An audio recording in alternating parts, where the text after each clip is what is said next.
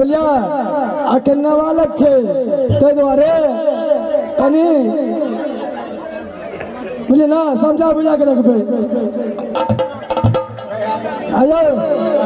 किधर या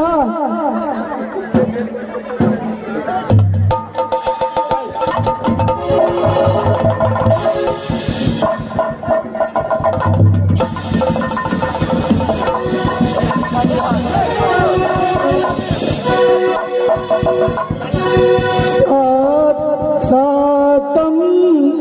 बरिस सीता रहली न गाना आठम बरिस भेल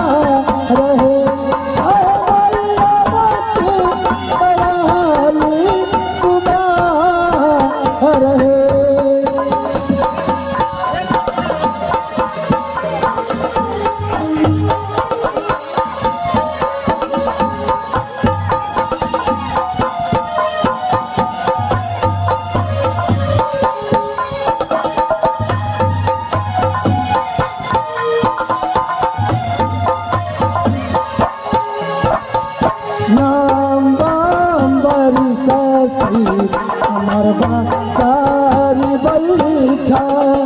लांबरी सासी अमर चारी बैठा बाबा करुणा अन्नदान है अरे भाई बाबा करुणा अन्नदान है अरे भाई बाबा करुणा अन्नदान है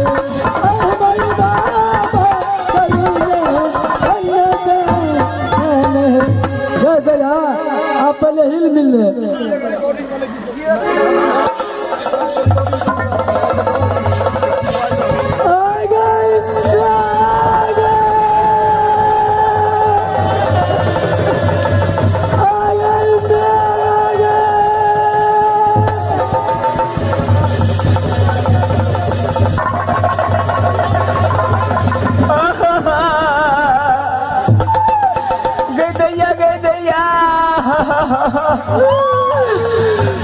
बोला खेत में के दादा फिर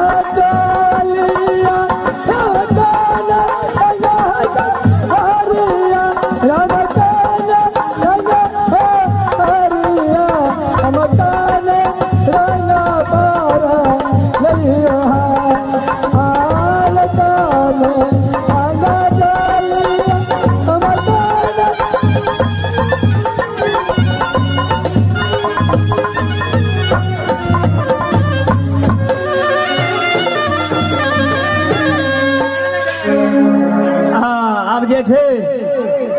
केस के जज कार लगा दियो